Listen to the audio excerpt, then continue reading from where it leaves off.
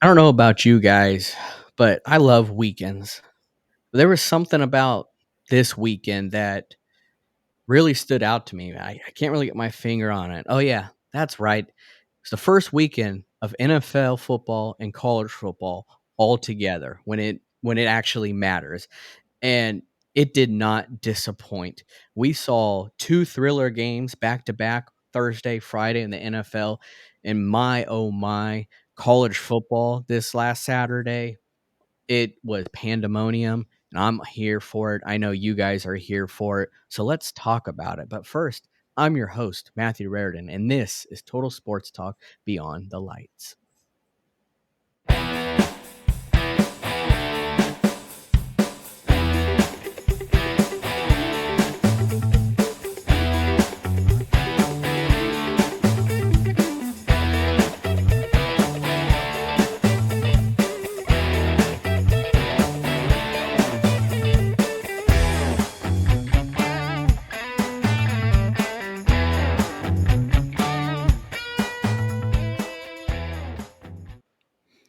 What's going on, y'all? Welcome to another episode of Total Sports Talk Beyond the Lights, where I'm your host, Matthew Raridan.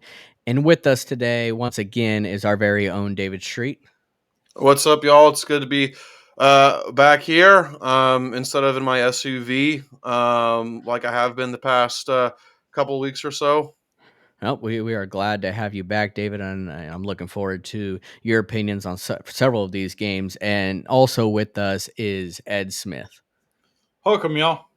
Oh man, hook 'em indeed, hook 'em indeed. We're going to talk about that, but I want to talk about this AFC Championship game rematch. It's what kicked off the NFL season on Thursday. And I want us to jump right into it. And that was the Ravens and Chiefs game, and it was a thriller. This game, in my opinion, was so much better than the AFC Championship game was last year. This is what the game lived up the hype to what it should have been, in my opinion. But it was a great way to start the NFL season. The Chiefs winning this game just as they did in the AFC Championship game. But the star of the show this game, in my opinion, was Lamar Jackson. We all know the Patrick Mahomes and Taylor Swift. Oh yeah, and the other star Taylor Swift in the stands. But Lamar Jackson played his butt off this game, and I do want to say that. I want to put that out there because this game wouldn't have been as close if it wasn't for Lamar Jackson. But at the same time, it could have been a tied game if Lamar Jackson made a throw. And so we'll talk about that throw here. But David, what stood out to you in this game the most compared to the AFC Championship game that we saw? Well, I think what stood out to me the most from this game is welcome to the NFL, Xavier Worthy. Shout out Ed. The dude only had 3 touches, but he certainly made the most. He was efficient with 2 touchdowns on 3 touches, so good for him. But you also mentioned about Lamar Jackson, missing that throw. True, but let's not forget that if Isaiah Likely had kept his toes in bound, then Baltimore would have won or tied the game at least. So I don't think it's fair to put all the blame on Lamar Jackson. And also just good game overall, but and I know at the end of the day stats don't really mean a lot, especially if you don't win. But if you do look at them, Baltimore statistically dominated that game. And if Isaiah Likely had kept his toes in bounds, or if Lamar Jackson hadn't missed that throw, that would have been a well-deserved victory for the Ravens. And by the way, after the game, did you guys see that video of Likely walking into the tunnel with with his teammates, and a Chiefs fan yelled out, "You stink," and Isaiah yelled back, "F you, B word." Yeah, there was a lot of tension that game. This felt like a rivalry game, honestly, because of the AFC Championship game last year and just the level of competition between these two. But Ed, I know for me, this is what stood out, and I'm sure you'll agree to this. But Baltimore actually ran the ball. It was Mhm. different this time, unlike the AFC Championship game where they didn't know how to do that. They ran the ball this game, but Lamar Jackson being their leading rusher. So is this what they should have been doing all along? Before they got Derrick Henry, sure. However, Lamar Jackson being the the person with the most carries is absolutely the wrong way to go about this.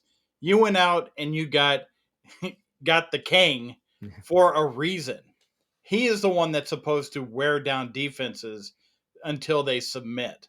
And it's not Lamar Jackson who's trying to run for his life and figure out who he's supposed to be throwing to downfield because there was nobody beyond 4 yards of the line of scrimmage the entire night.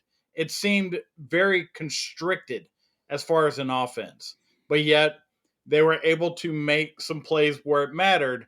But when it mattered, the two missed throws by Lamar Jackson on the two plays before the before the likely catch or non-catch, those are inexcusable for a two-time MVP.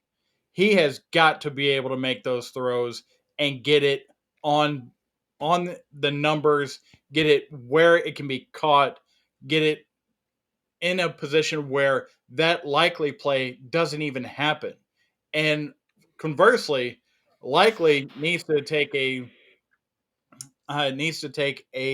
page out of your Steelers book, Matthew, and with that toe tap from the Super Bowl, Yeah. Antonio Holmes, that that is the type of catch that need to be that he needed to have, not a catch in which he can still stand up and walk away from it. He's got to be willing to give up his body and fall down with that ball as opposed to trying to catch himself. If he does that toe tap and willing to fall down, that game is tied and then we see what happens in overtime. But as it stands, it was just one play short. Yeah, and you talk about Derrick Henry, and one of the things that I wondered about when Baltimore got him was, how exactly are the carries going to work out, and how exactly are the carries going to be split between Derrick Henry and Lamar Jackson? And so far, it looks like Lamar Jackson is still going to be the main runner, which I don't find entirely egregious. I mean, Lamar Jackson is the best running quarterback I've ever seen, other than probably Michael Vick. But even still, I certainly expected Derrick Henry to have more of an impact in his first game. But let's give Lamar Jackson his props. I guess the Ravens figured, well, he's got 100 rushing yards uh, on the game. So why utilize Derrick Henry at this moment? Well, But here's the problem I have with that, David. Derrick Henry had 4 rushes and was averaging 6 yards a rush in the first drive, but yet he only saw the ball twice the rest of the half. So why go away from that game plan? Why go away from a running back who is in your system and paid to run the ball? Why are you not letting him do that? You know that Lamar Jackson is a bit more slight than Derrick Henry is. I think we can all agree on that. So he is going to have a harder time taking the punishment of a running back than what Derrick Henry is. and I think what stood out to me, or what it appeared to be to me, this isn't what happened, but it was similar to as if Derrick Henry was on a snap count because based on what I saw, I apologize, I don't have the numbers in front of me. I'm pretty sure Justice Hill had more snaps than Derrick Henry did in the backfield. So that popped out to me that Lamar is already running the ball more, and on top of it, Justice Hill is the backup and he's in more than Derrick Henry as well. It just felt like a snap count, like he just signed a week before, but that's not the case. He was with them the entire time of training camp in the offseason. So that was worrisome to me. But yeah, the Isaiah Likely play, I mean, I don't know if just because 2 days or two plays before that last play, we saw him lay out on his body. That looked painful to me, and props to him for coming back in just 2 plays later. But that might have been in the back of his head. I'm not sure, but it was a tremendous play, let alone, but he did not get his toe in. And it was clear as day as me that he didn't get his toe in. I don't know why I'm still hearing people talk about that think he was in, and it was because they played the Chiefs. His toe was clearly out. Yeah. It was obvious. I So mean, I thought it was in at first, but then after seeing replay for the 3rd or 4th yeah, time, it was pretty obvious. absolutely. And the last point I wanna hone in on here is the Ravens ended with 452 total yards. Lamar Jackson had 395 of those. I just want to put that out there between his passing and rushing. That's how much it was the Lamar show.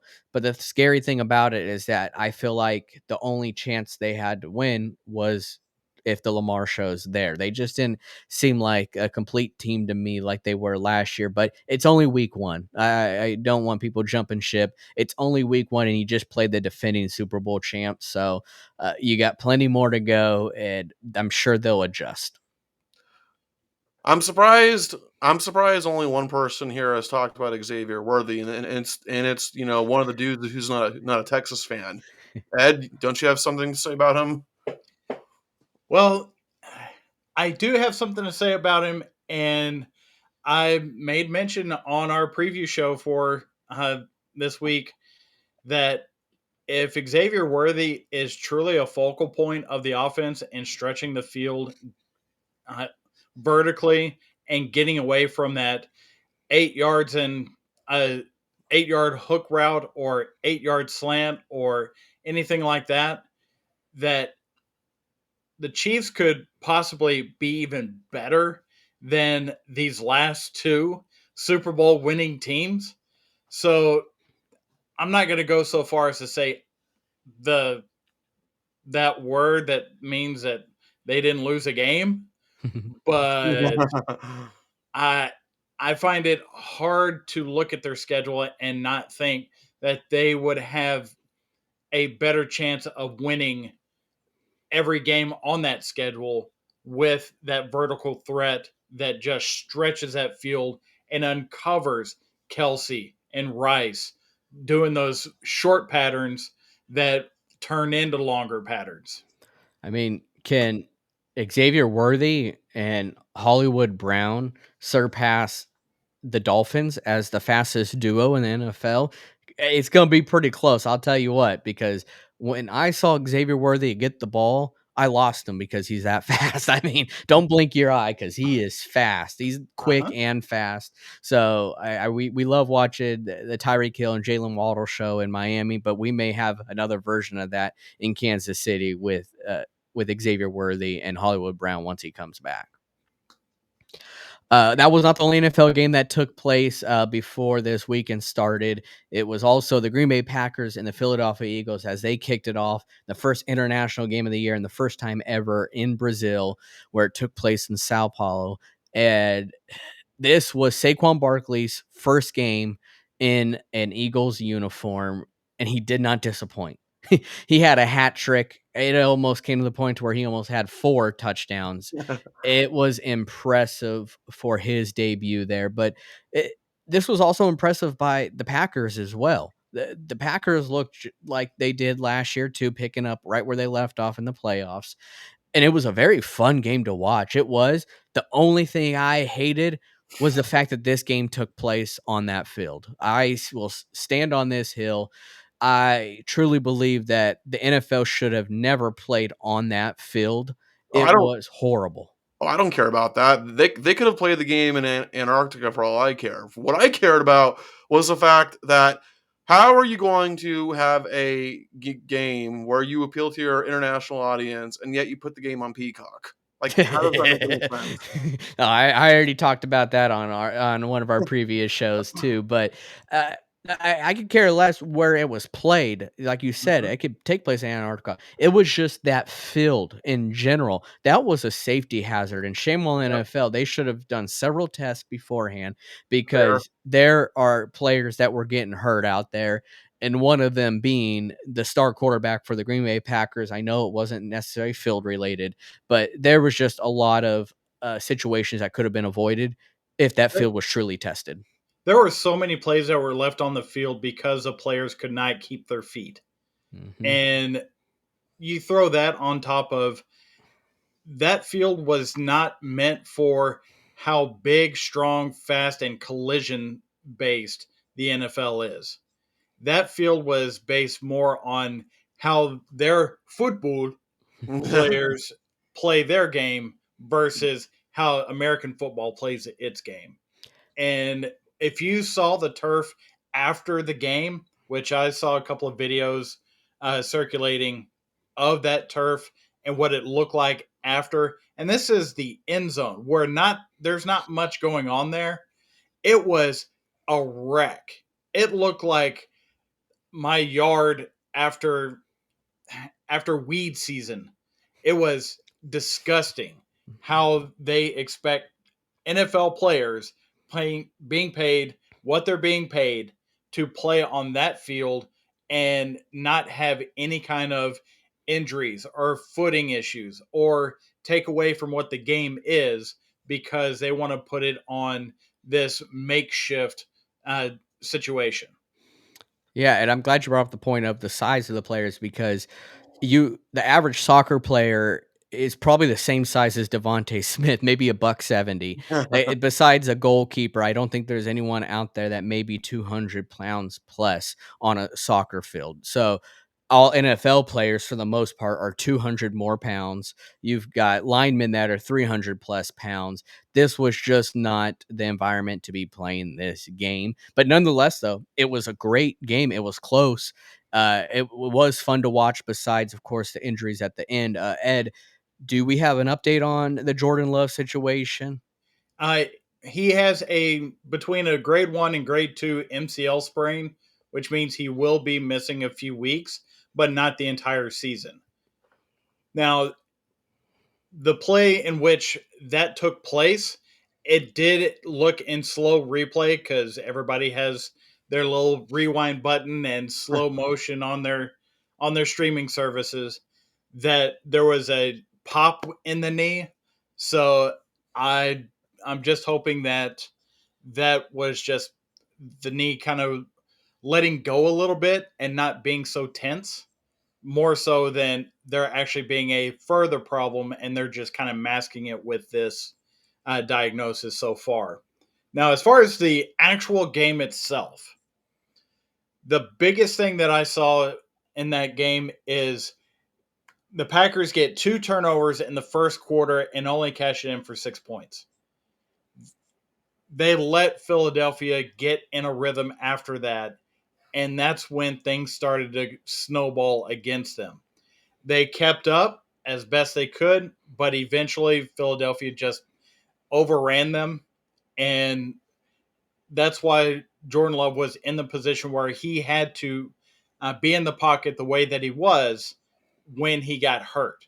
So it's all relative. One or two plays in the first half, makes a difference when it comes to the fourth quarter. And as far as the Packers go, Josh Jacobs, it didn't seem like he was able to run all that much. He had a couple of good runs out there, but he was bottled up most of the night. And that, I think, created more of an issue than anything else for the Packers in that game. Yeah, and overall, it was a close game. I mean, 414 yards for the Packers, 410 for Philly. You look at those numbers; it was close. The score was close, but Saquon Barkley had one heck of a debut. David, was there a point you wanted to go on really quick? Yeah, I mean, obviously Saquon Barkley was so far looking like a great pickup for the Eagles. So I don't think they'll have any issues offensively.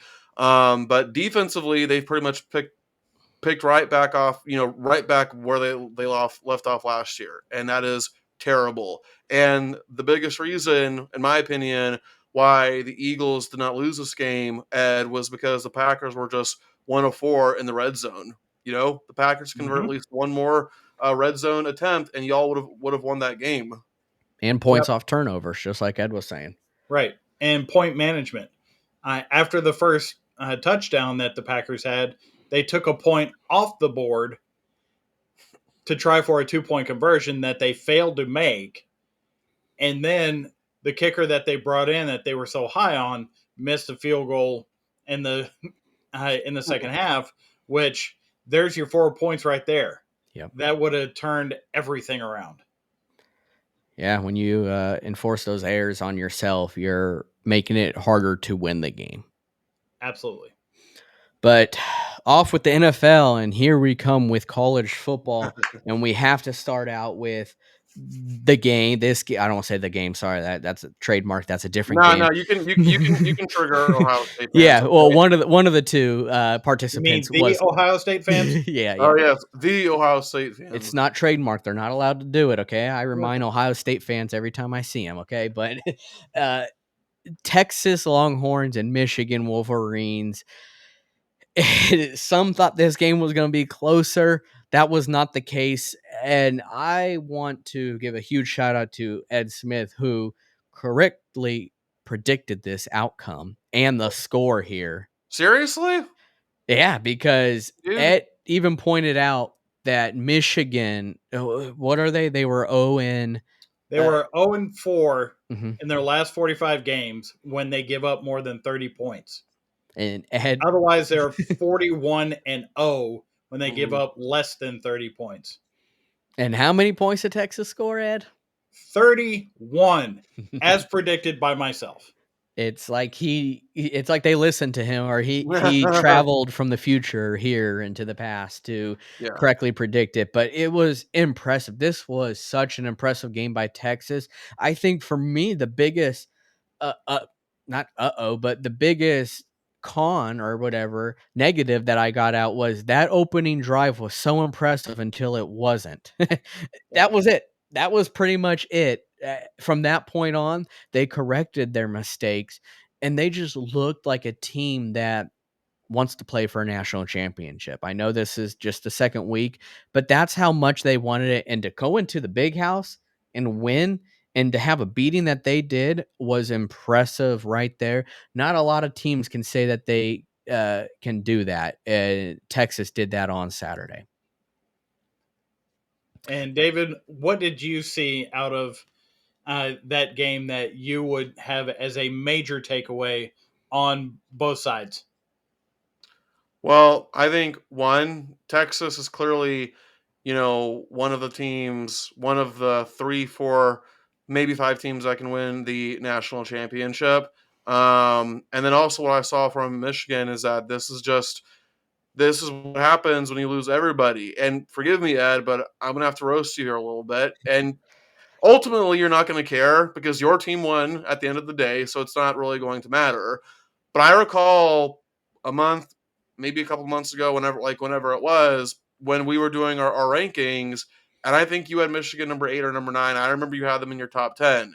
And then I said that not only do I not have Michigan in my top 10, I think I also said I wouldn't be surprised if they drop out of the top 25 or if they're barely in the top 25 by the end of the season. And before I go on to say what I'm about to say, yes, I acknowledge that I was dead wrong about Florida, and the only reason why I'm mentioning my team is just to show some self-awareness here. But in my defense, we also had some key guys returning, so there was at least a reason for me to believe that Florida could be decent.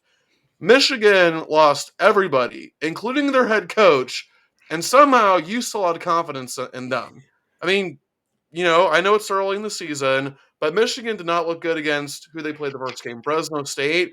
And then they got their butts handed to them by Texas. And again, it's your team, so ultimately you're not going to care. So Well, just want to point that out. before I get to Ed, David, I want to ask you this question because, well, you being the SEC guy with your team in the SEC, is Texas a real threat in the SEC now after seeing what they did in this game? Oh, they absolutely are.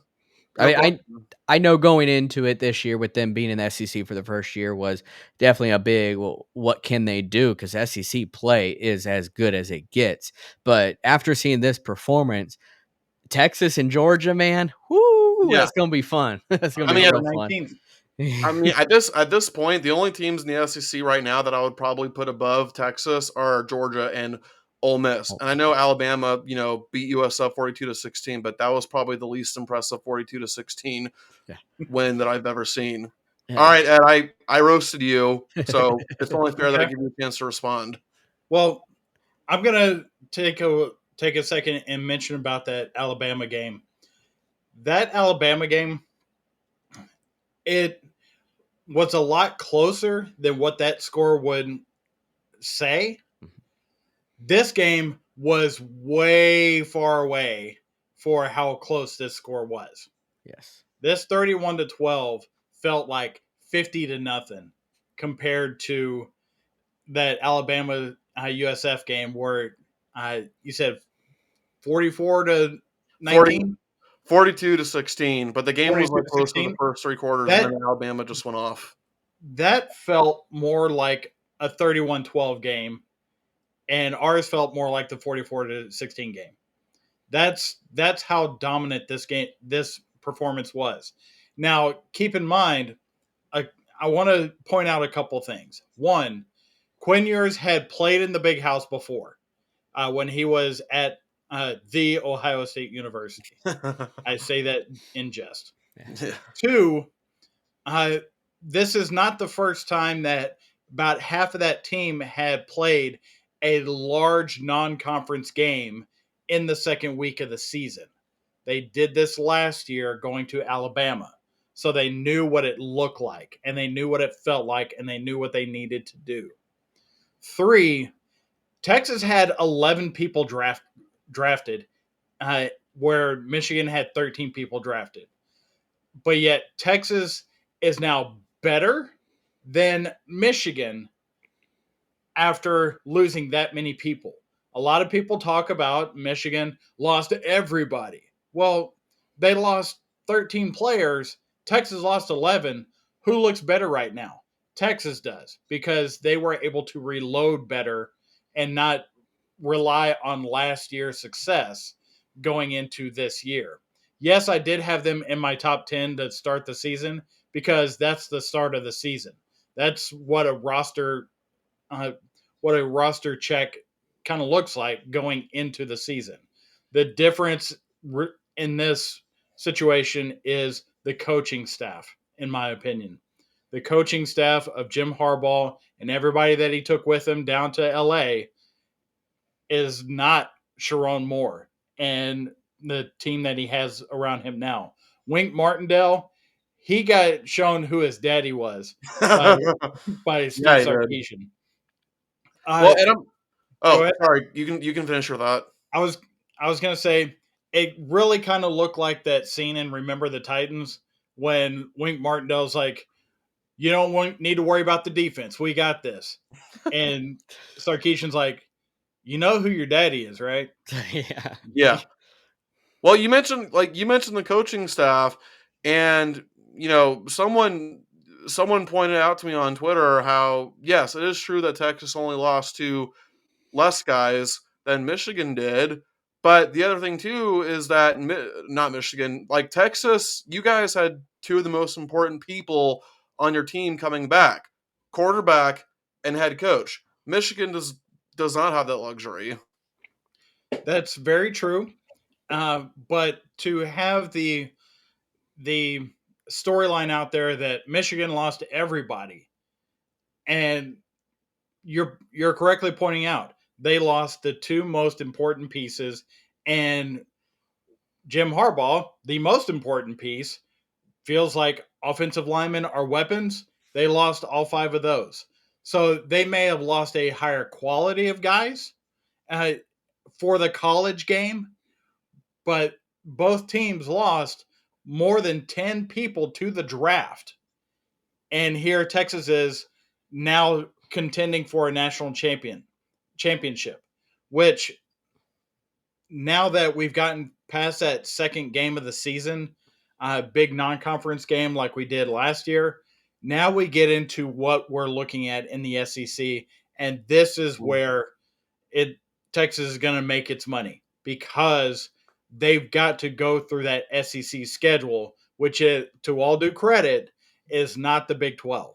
So we've got to be able to play it week by week by week in a higher level of competition than we had to worry about last year. One final thing, I promise this is going to be the last thing about Michigan, Texas I'll mention. I think it's also fair to point out how Texas has been lately an elite recruiting machine with the likes of Georgia, Alabama, and Ohio State. So you guys can afford to reload. Whereas if you look at Michigan over the years, they've been a very good but not elite, recruiting team. So they can't afford to reload like certain teams out there. And pointing out one quick thing as far as the game is concerned, this was a game of tight ends. The tight ends really showed who they are. Gunnar Helm was the difference maker on the Texas offense, whereas we all knew Cortland Loveland was going to be the guy for Michigan, but he couldn't get 4 yards past the line of scrimmage. Gunnar Helm was able to run free because the Michigan defense was so worried about the outside threats that Texas has in Isaiah Bond and Matthew Golden and Ryan Wingo. Yeah, and Ed, I'll ask you, or I'll talk to you a little bit more about this because we talked about this the other day on the show. I'm just a little dumbfounded on what's going on with Michigan in the quarterback situation because going into this game in our last show, we were talking about Alex Orji probably being the starting quarterback going into this game. Maybe they were doing some type of smoke screen. Well, as we saw, he was not the starting quarterback. That belongs to Davis Warren. And Well, yeah, well, Warren might not have that starting job anytime soon now. Yeah, but I don't know what Michigan's doing, like what direction they're heading in, because after last year, it was almost certain Alex Orji is going to be the guy after JJ McCarthy. That hasn't been the case. Anytime he's in, and defenses know he ain't throwing the ball. He's just going to run it, and he ended up with -1 rushing yards. So I don't really know what they're doing there. Yeah, it was correctly pointed out on the broadcast by Joel Klatt that the series toward the end of the game where Warren was still operating the offense, even though it was in futility, those were more for reps to have in live fire against a defense that may be better than he sees the rest of the year until he gets to Ohio State. So having those reps under center for the rest of the season, those are invaluable because they cannot recreate that in a practice situation. So if Warren's going to be the guy, then that's what needed to happen. And to his credit, he was able to lead him down, get a touchdown, get on the board, gain some confidence toward the end of that game, even though the result was in hand. Yeah. Well, now let's talk about the biggest upset over the week.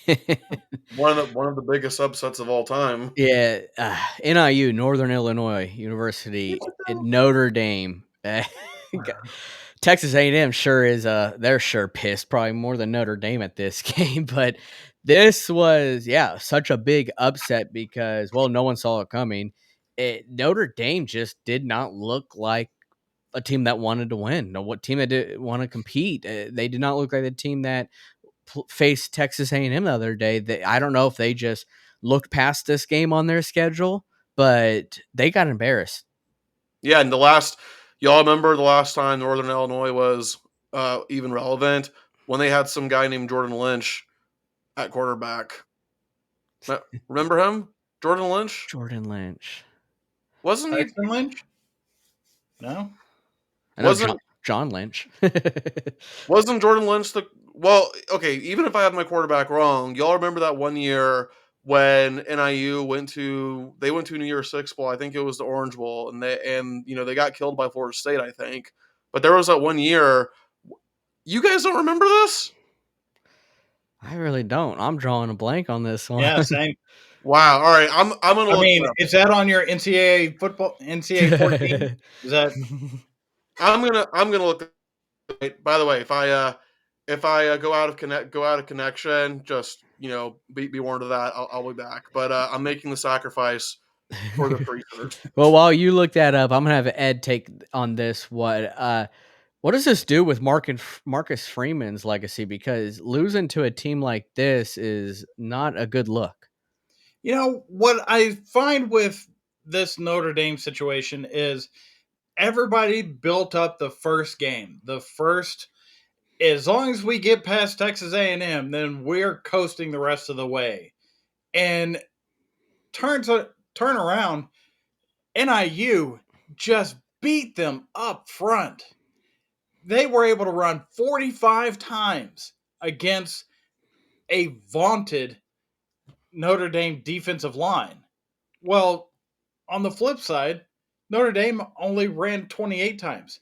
That is not the identity of a Marcus Freeman football team. That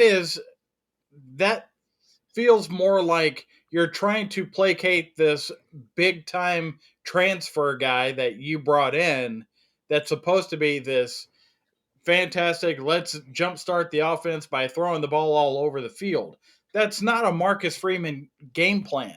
That is, and we saw that last year when Notre Dame can line up and smash you in the mouth, then they do better. Not when you're flinging the ball all over the place. Their linemen are built to run block. They are not built to pass block. So you've got Marcus Freeman either did not estimate correctly what NIU was bringing to the table. They did not scout correctly. They got all full of themselves after beating Texas A&M. There's a lot of interpersonal things that they could have run into and not really paid attention like they needed to on a team that knew that they were being brought in as a sacrificial lamb on this schedule. So they're going to be motivated to try and prove that team, the bigger team, wrong. Well, guess what? They did. And just like we always talk about, there are 3 phases to the game. And if one of them does not show up, you have a better chance of losing. And that's exactly what happened at the end of that game. By the way, I found what I was looking for, and that was exactly right. 2012, Northern Illinois went 12-1 heading into their bowl game. You know, Jordan Lynch had 25 touchdowns and passing and 19 rushing. They were a MAC team heading into the Orange Bowl. That was one of the main storylines of the 2012 season. I am honestly shocked that neither of you guys remember that team. I stopped remembering the storylines from my video games. 10 years ago. Yeah, I'm glad that you remember that, David, because it did not pop into my mind. That was before Jameis Winston took over at Florida State as well. Yep. Mm-hmm. So, but huge shout out though to Ontario Brown, receiver for NIU. He had just 2 receptions for 126 yards. That's like a Randy Moss stat right there. Okay, that is impressive. That's 63 yards average a catch. That's not too bad. That's a Randy Moss stat with an Antonio Brown name. It's weird. Make it make sense. Yeah, every time I see a stat line from a receiver where it's like 120 or 130 plus receiving yards and a touchdown catch, unlike 3 receptions, I call that the Randy Moss game. It's like, who else are you going to compare it to? Yeah. He can. I mean, that was such a legendary game for Randy Moss that it's always cemented just in our heads. So when we see it wasn't, and I might be wrong in this, but wasn't that Randy Moss's very first NFL game?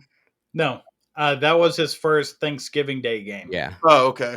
Yeah, it was a first of something. So you were on the right line there. Yeah. But NIU did shock the world. Don't expect them to do that anymore this year. But expect Notre Dame to this not be their first loss because, well, to lose to a team like NIU, anything could happen the rest of the year now. Yeah, I mean, suddenly Notre Dame goes from having not exactly a tough schedule to maybe things won't be so easy for Notre Dame after all.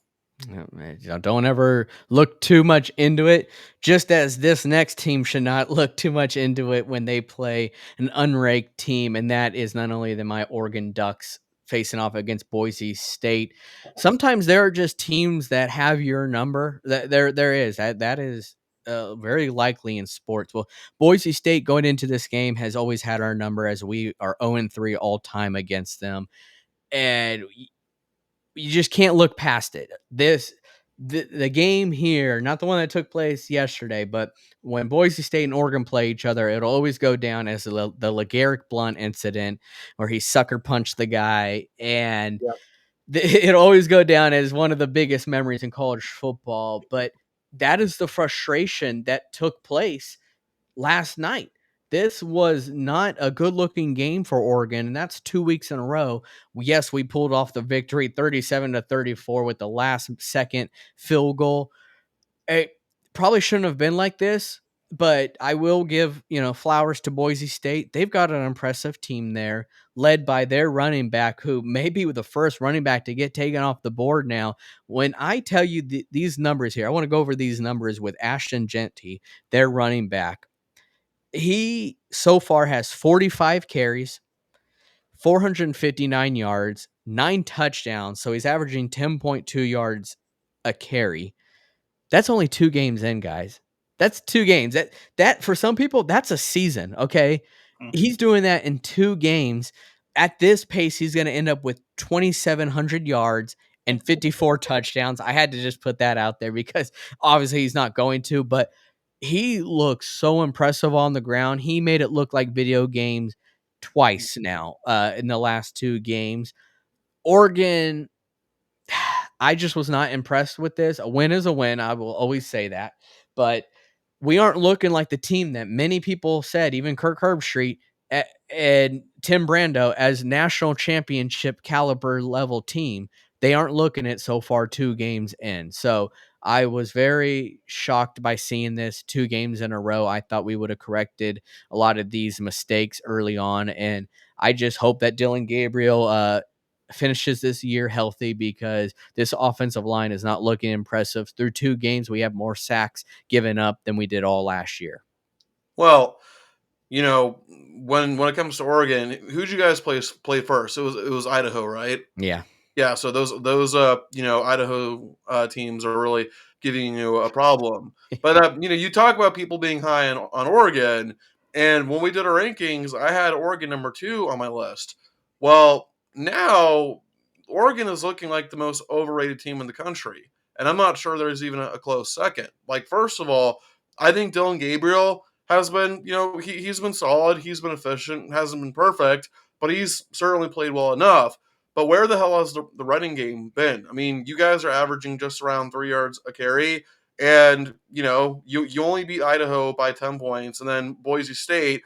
I understand a team having a certain team's number, and I also understand that Boise State traditionally has been one of the best Group of 5 teams in recent memory, but their quarterback went 17 of 40. Like, when the opposing quarterback goes 17 of 40 and you only beat them by 3 points, that's unacceptable. Okay, I don't care that Boise State rushed for 200 plus yards. Okay, when the quarterback goes 17 for 40, you have to find a way to exploit that. Okay, sack him. You guys got only 1 sack. All right, and force a turnover, get an interception. All right, not 1 turnover forced by Oregon. So again, I don't care that Boise State had a field day rushing. When a quarterback has that bad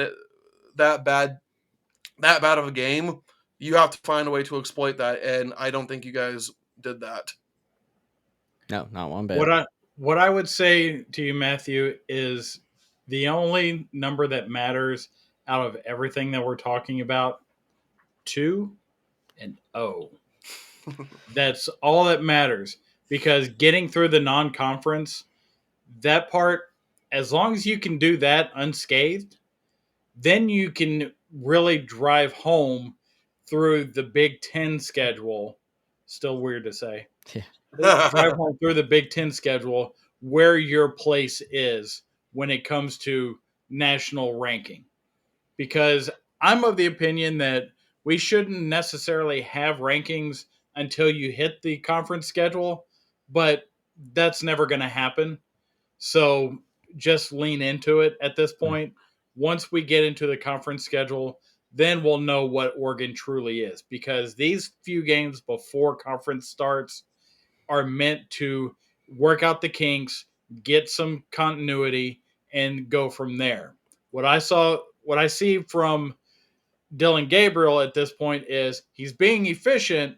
However, he was harassed most of the night, from what I saw, and that is on this line that everybody told us that Dan Lanning has recruited the best line on offense and defense, and it's going to be right up there. if Boise State's getting through, what do you think is going to happen when y'all hit Ohio State? That's the main concern that I would have out of this. But in the end, 2-0, move on. Yeah, I mean it is 2-0. I can't think of any better way of getting into conference play and to, continue this season strongly than some Beaver.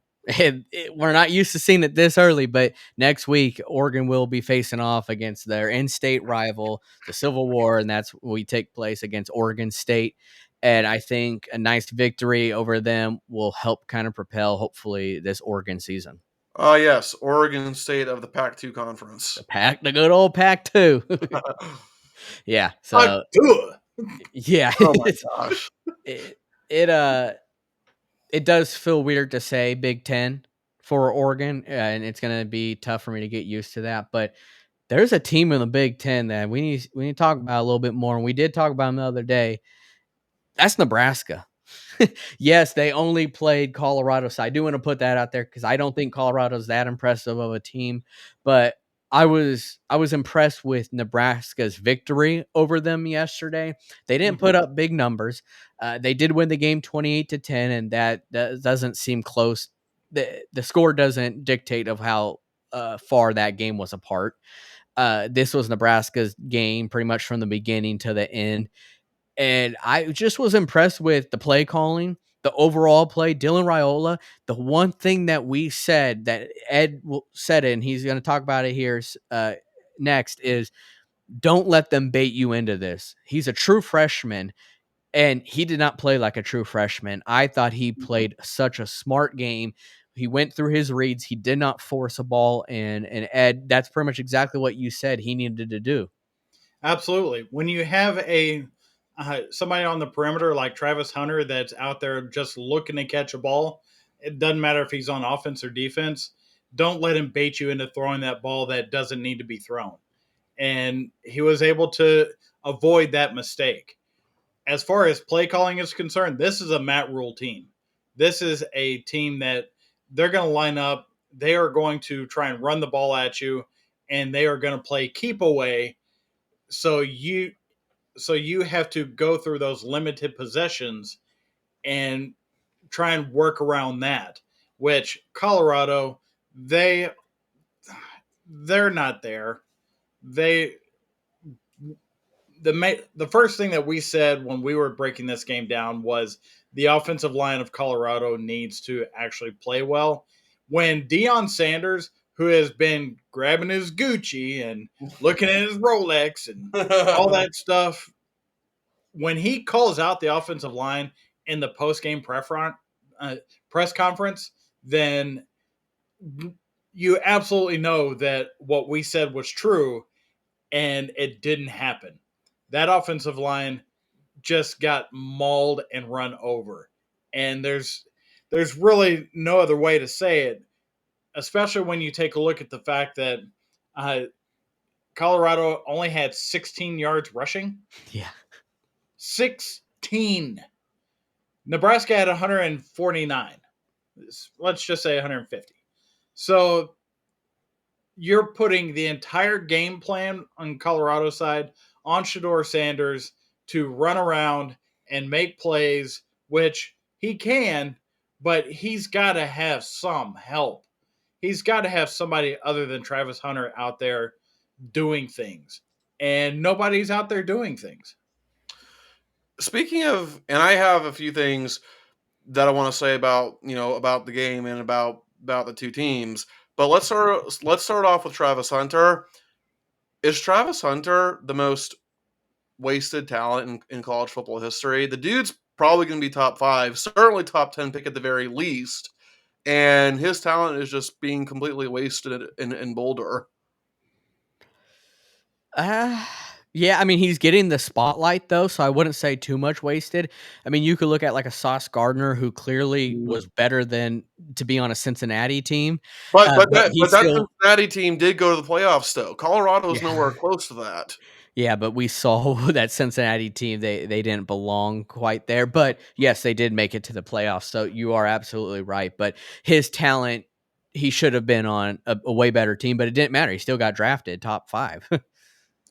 Well, if we do a comparison to the pros, Archie Manning at the Saints, Yeah. you could see what a great talent he is, but the rest of the team is just god awful. So that's the correlation that I give. And look, it's gold and black. It's a correlation. It looks the same. Yeah. Well, also just, well, I just want to talk about Nebraska because, I couldn't care less about Colorado. But when it comes to Nebraska, I mean, the marriage, this is just such a perfect marriage between Nebraska and Matt Rule. On Matt Rule's part, because we know about his history of building programs. He did it at Temple, I think, yeah, Temple, and he did it at Baylor as well. And so far, he looks like he's doing that at Nebraska. And on the part of Nebraska, I mean, this is the perfect team to fit a personality like Matt Rule. Matt Rule is not a Nick Saban or a Kirby Smart type coach. Like, he would never fit at a place like LSU or Georgia or Alabama because he's just not a recruiting monster like that. Instead, for him, it's just all about, hard work, blue collar, and not that those other teams don't work hard. They obviously do. I'm just pointing out that it's more of an emphasis for Matt Rule. So all the crap, all the turmoil that the Huskers have gone through, and again, just an absolutely perfect marriage. Like, it could not be a better fit between Matt Rule and Nebraska. Matthew, let me ask you something. Does Matt Rule remind you of Gary Patterson at TCU? I'd say so. I'd say there's definitely similarities there. Definitely a player development guy.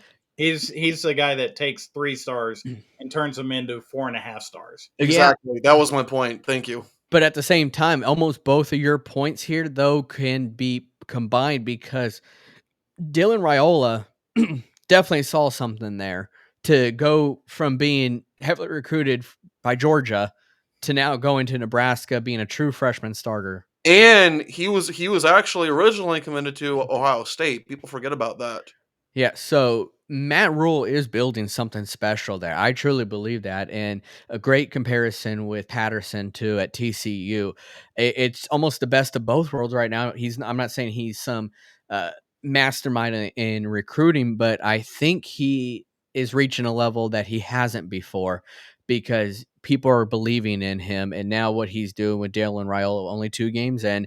But we know his year 2, right, Ed? His year 2 always seems to be one of his best years. And if he could build on that, playing in a more competitive Big Ten now, the years to come, the recruits are going to come. Here's the scary part about what you just said, Matthew. The fact that Matt Rule does not have to go reach for a bigger coaching job anymore. No more. He's already reached the pinnacle and realized that that's not where he belongs. He belongs where he is. And that should scare the rest of the Big Ten going forward. I think in a previous show, I think I said before about how I don't think Nebraska will ever get back to its championship ways. I'm still not sure they will, but I will point out, and I might have also said this before, so I'm probably just repeating myself here, but I will say that other than, Matt Rule absolutely being the guy who can get them back to those glory days, and also too, like, what a perfect era that Nebraska is entering. Whereas before, if you had 2 or 3 losses, you had no shot. I mean, let alone two losses. Well, now we're in an era where if Nebraska has just 2 losses, and with that schedule, it looks like they just might have 2 losses. They very well can make the playoffs this year. So just, it could not be a better time for Nebraska. It could not be a better time to be a Nebraska fan. I'll say if they make the playoff, it's a year too early. Yeah.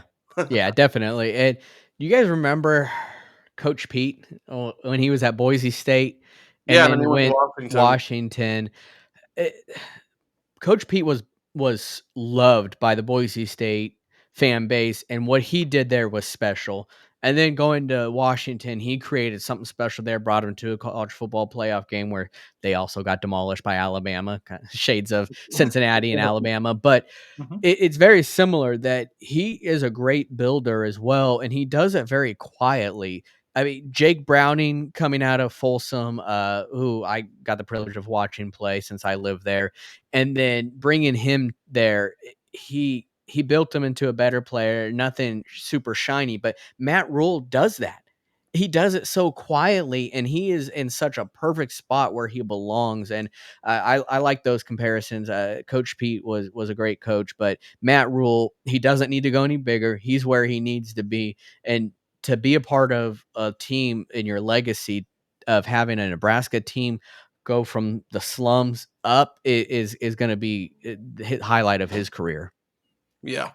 And I think, as for as long as Nebraska has been down, I think we all knew deep down that they weren't going to be down forever, because you can't have the history, the legacy, the tradition that team has and stay down forever. I think we all knew they were going to come back eventually. It was just a matter of when, not if.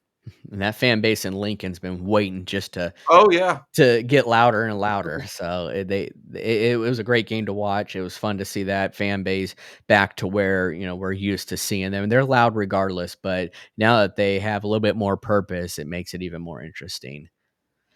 But speaking of teams that usually always have purpose and are always loud, that's none other than the SEC. They had quite a day yesterday. They went 13-3 with their only losses coming from Auburn, Mississippi State, and Arkansas. And that Arkansas was a very close game. They played their butts off. Arkansas had no business losing that game, man. Earlier I talked about the Ravens statistically dominating the Chiefs. Well, in this game, Arkansas statistically annihilated, completely brutalized the Oklahoma State. They had no business losing that game. And then Auburn against Cal. That's just it's so embarrassing. Peyton Thorne, I get it. We're so used to him not throwing the ball. He finally does, and now we see why he doesn't throw the ball. Yeah, 4 picks. That's brutal. Yeah, he is who we thought he was. Yeah. So, but other than that, though, the SEC being 13-3, they had a great day. Probably capped off by the Longhorns defeating Michigan, of course. But Alabama won, Georgia won, Ole Miss did their thing. That's kind of what you expect to see the first 2 weeks. And pointing out the ranked matchup of Tennessee and NC State, which was a bloodbath. Not only was it a bloodbath, but Tennessee didn't even play its best game, and they still massacred NC State. Nico's got to be early favorite right now for Heisman. I know it's super early, but the way he's playing, it's going to be somebody wearing orange. Yeah, exactly. So wearing orange, and I was really impressed with how Quinn Ewers played, because he didn't need to really play his very, very best. It was just such a great game on his part. And Ed, I want to say, didn't you bring up a point about Quinn Ewers and his play? Just I'm trying to think. I swear you had brought it up. It might have been on Twitter. No, it was the fact that sometimes Quinn Ewers can try and make every play when he doesn't have to. Yeah. That's the thing that he has learned, that I saw in the Texas game this weekend, that he could take a play and put it in his pocket and just let it be what it is, and then move on to the next play, because then that next play is that 20-yard strike down the field. Yeah. Yeah, no, I was impressed. And then with him rolling out and creating the play where he had wide open in the back of the end zone, it was, he created those plays by making the play further, by rolling out. And so I was really impressed with that. But the Big Ten, they struggled a little bit. I wasn't super impressed with them, as we talked about. The Michigan loss, Oregon just down to the wire on a game that they probably should have been. It should have been a bigger win. And then Iowa losing to Iowa State in an in-state rivalry game. They definitely struggled on the top end, especially. Farmageddon. Yeah, Farmageddon. It was. So in Iowa, week 1, they scored the most points they had scored in several years. We aren't used to seeing that. And only putting up, was it 19, 20 points against? It was 20 points. Yeah. So it was 21-20. Yeah. So back to Iowa's roots. Yeah, So, but Ed, David? oh, I'm Ed now. So Yeah, sorry. first I was Matthew. Little inside joke for our audience members who don't know, and now I'm Ed apparently. Yeah, Yeah, yeah. go ahead. Yeah, well, if you don't mind, I want to go back to the SEC and listen. I know my team is irrelevant, but you know who is not irrelevant? DJ Lagway. And all right, just want to put a few things out there, okay? One, on Twitter, I roasted Tennessee fans for hyping up their guy against UT Chattanooga. So I have to sound very carefully or to not sound like a hypocrite, okay? So I'm not gonna sit here and I know, forget them, right? But I'm not gonna sit here and crown DJ Lagway the Heisman, especially since he's probably not even going to be the starter anyway, right? And again, it was Samford, but what we saw out there was just raw natural talent. I mean, he attempted throws that I've never seen Graham Mertz attempt before. And listen, Graham Mertz is going to get the starting job back most likely, and I get it, I understand, but if Graham Mertz has a bad showing against, against Texas A&M, and then Lagway comes in and then we beat Texas A&M, or at the very least, like we actually look good against Texas A&M. Because keep in mind that against Miami, Lagway was the only quarterback who led a touchdown drive. All right, between him and Mertz, Lagway was the only guy who led a touchdown drive. So I understand that Mertz is going to start against Texas A&M more than likely. But if he does not look good, and then Lagway comes in and wins or looks good, how in the world do you not go with Lagway the rest of the season? Like at this point, like is Billy just begging to be fired? I thought we knew that. Yeah, I thought that was public knowledge at this point. So I don't know if DJ's gonna be good enough to save Billy's job, but he's Oh no, yeah. I think Billy's gone. I think Billy's gone. Gone regardless. But my point is that if DJ looks good against Texas A&M, then you have to start him the rest of the season. Especially since I think at this point he has a better chance of saving Billy's job than Mertz does. Very true, very true. One last thing that I wanted to talk about on this show that I meant to talk about earlier, and that was we all saw it, the breaking news that took place Sunday morning, and that was Tyreek Hill being detained by police on the way to the game. And man, this has shades of something that happened earlier this year, right, Ed? Maybe. Feel like this isn't the first time we heard about it. It's almost like the Spider-Man GIF with Scotty Scheffler and Tyreek Hill. Mm. And Tyreek Hill being detained. Not all the details have fully come out, but it sounded like a traffic violation. Then a little altercation that took place. He got arrested. I just saw Calais Campbell got arrested as well. I want to see more that comes out, but this Wait, was why did Calais Campbell get arrested? That's news to me. apparently he was trying to de-escalate it, and it made things worse. I'm not sure.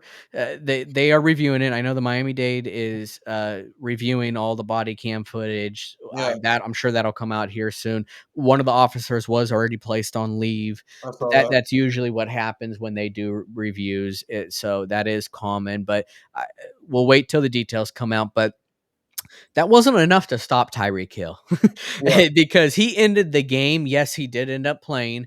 Very similar to what happened with Scotty Scheffler. He did end up playing. It did not stop him. But Tyreek Hill finished the game with 7 receptions, 130 yards, 1 touchdown. Seemed like a normal day in the office to me. Yeah, and if there's just one silver lining from his arrest, it gave us that really clever touchdown celebration of his.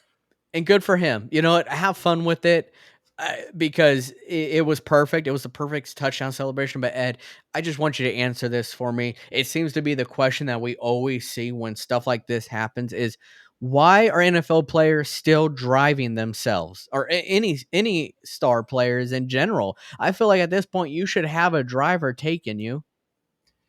Well, with all the rideshare options that are out there, they would be busier than they could ever handle if they would just use all the rideshare options instead of trying to show off, their collection of cars to go into the stadium, a different car every week, that Now, type of thing. now hold on a Yeah. minute.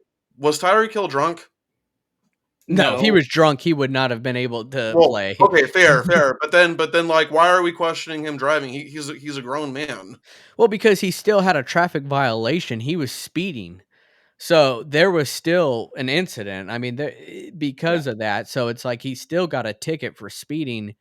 Although I will say the difference here between your comparison with Scotty Scheffler is Scheffler was like, okay, just whatever.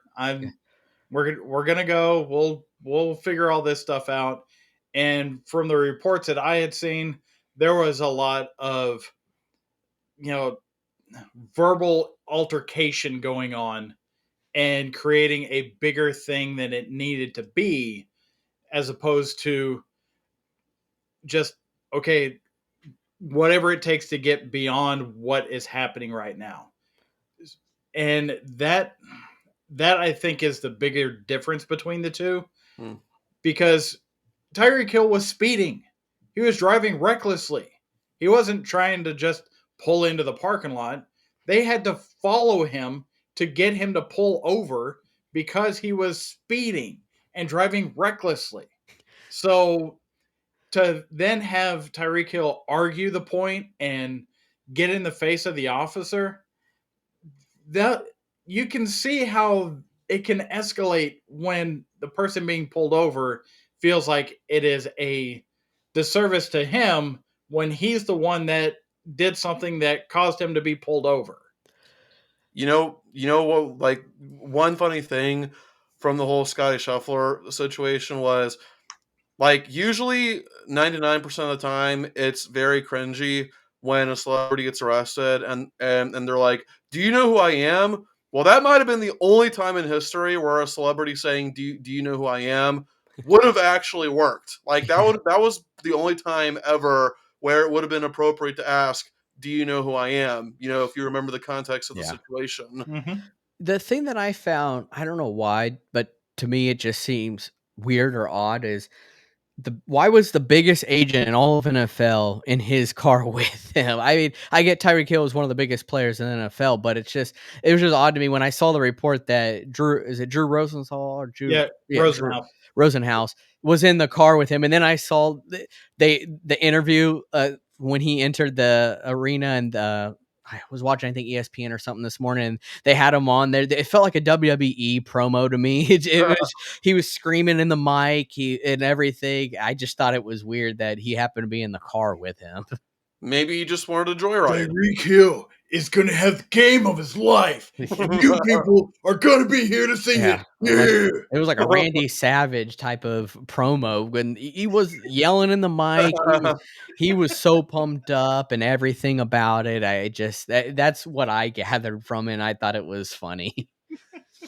So it was crazy, crazy, crazy weekend. I loved it. I hope you guys loved it because, well, like I said, it's the first weekend we had of both NFL and college football, and we're gonna have that the rest of the fall and the rest of the winter. I absolutely love it. I hope you guys love it too. If you guys love it, please hit that like, that subscribe button, share these videos, and comment just how much you love it, and just your thoughts on the Tyreek Hill situation, your thoughts on, well, who's the team that we should be keeping an eye on in college football that the media is not talking about. There's always that team. Maybe it is Nebraska. It shouldn't be Colorado. I don't know why they're still in the media's mouth, but there is a team I'm sure out there that you guys want to talk about that everyone else should be talking about, unless you don't want to jinx them because they're your team. But in my opinion, Nebraska is one of those teams that should be talked about more. So I want to hear what you guys have to say as well. We appreciate your support and everything that you guys do. We're going to continue to give you the best content we can. But until next time, guys, we are rounding third and we are headed for home.